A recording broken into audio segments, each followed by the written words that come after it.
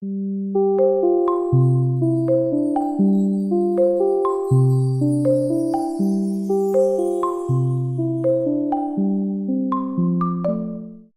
vsemi stvarmi, ki ste jih tukaj navedli, ima jezik eno zelo pomembno vlogo. Bistveno bolj pomembno kot identiteta. Včasih se mi preveč ukvarjamo z identiteto in se ne zavedamo, da identiteta je posledica številnih dejavnikov in da jezik je tisti osnovni dejavnik, na katerem slovi identiteta. Če nimaš jezika, tudi identiteto zelo težko vzdržuješ, oziroma raziskave vedno le pokažejo, da take skupnosti potem v eni ali dveh generacijah izginejo. Zdaj, zakaj vam to razlagam? Zato, ker vi kot učitelji v šoli igrate eno ključno vlogo pri razvoju tega jezika in pri omogočanju ljudem, ki so tukaj ali pa tukaj, da pridobivajo znanje jezika, da se približujejo naši skupnosti in da potencialno lahko postanejo tudi v njenem jedru. Včasih imamo mi to predstavo, da Slovenci so Slovenci in drugi so drugi in da dejansko tukaj ni enega prehajanja. V realnosti, če vi malce razširite časovno obzorje, je to prehajanje dosti bolj razvidno in dosti bolj samoumevno. Jaz sem dal recimo en primer, zadnjič, ko sem dala ene okrogli mize od ZSŠD-ja, je bil zraven mene en trener, ki ga jaz ne poznam, zdaj se ne bom spomnila, ko se ne numeti, vi ga verjetno boste takoj spoznali, ampak to je pač bil nek trener, ki govori fantastično slovensko in je dejansko razlagal njegovo življenjsko zgodbo in je rekel, da on je začel igrati nogomet v enem športnem društvu slovenskem in da takrat, ko je on začel igrati tam nogomet, vsi njegovi soigralci so bili Slovenci. In on ni znal slovenščine, ki hodil pač v italijansko šolo, doma so govorili italijansko. In zato, da je on lahko funkcioniral v tistem nogometnem moštvu, se je mogel prilagoditi in se je moral naučiti nekaj slovenščine. Potem se je tam ustvaril družbo, se je pač vključil v slovenski šolski sistem, potem je šel celo študirati, v slovensko okolje in danes ima ta gospod, ki zase ne bo nikoli rekel, da je Slovenc. On ne bo sebe nikoli identificiral kot Slovenca. Ampak dejansko živi v osrčju naše skupnosti, trenira našo mladino v slovenščini in ima otroke, ki hodijo v slovensko šolo. Tisti otroci pa je vprašanje, kako se bodo identificirali. In ni nemogoče, da se bodo identificirali kot Slovenci. Vam dam en drug primer, ene svoje sošolke iz višje šole. Ona je v bistvu prihajala iz, jaz sem vedno to dojemala kot mešani zakon, ampak ni bil mešani zakon, ker njena mama, njen oče nista govorila slovensko. Sem da jaz pri njej doma, tudi nista znala, sta mogoče kaj razumela, pa drugače sta govorila samo v italijanščini. In ona in brat sta pa bila vključena že v začetku v osnovno šolo, še mislim, da prej tudi v vrtec v slovensko osnovno šolo. Zato, ker po materini mami sta bila stara starša Slovenca, ona in ona sta govorila slovensko, zato so ti otroci potem bili tudi vključeni v slovensko šolo.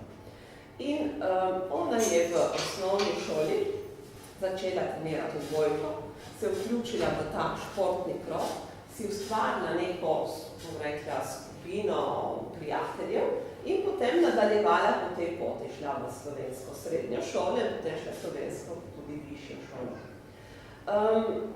Na višji šoli je srečala enega fanta, nikoli se ona ni identificirala kot Slovenka.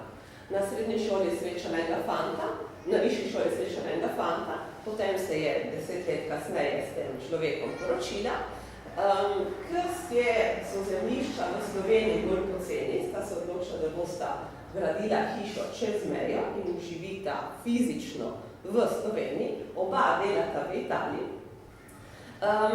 In imata 3 otroke, ki so jih zdaj vključili v slovenski vrtec, tam, kjer živita, oziroma najstarejšo je se dala že v šolo, to pa v Italijo, zato ker se malo bala, da ne poznala italijanščine.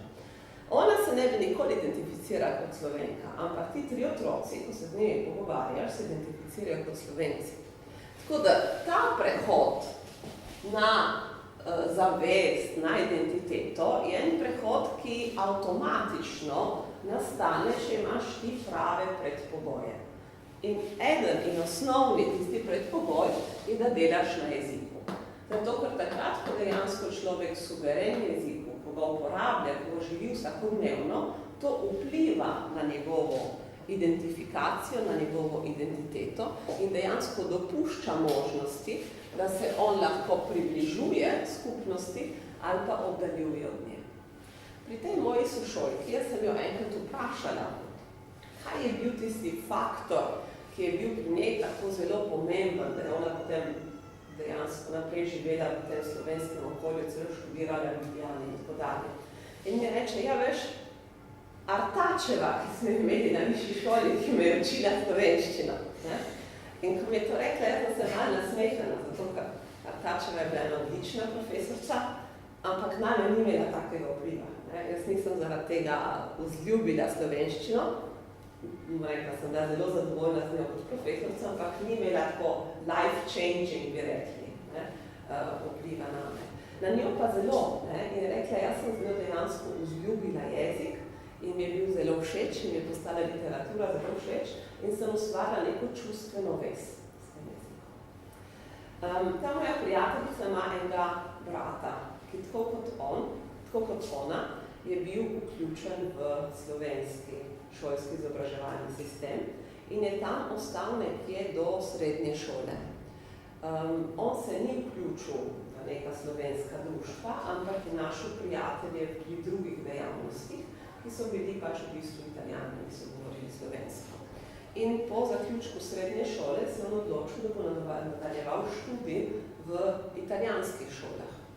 In je dejansko tudi tako nadaljeval, se združuje v italijanskih krogih, celo mislim v lesničarskih, in zavrača vso to, ne samo jezik, ampak identiteto in vse, kar spada zraven.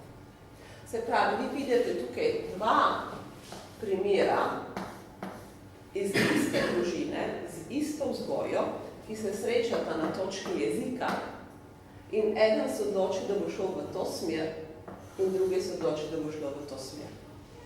Okay?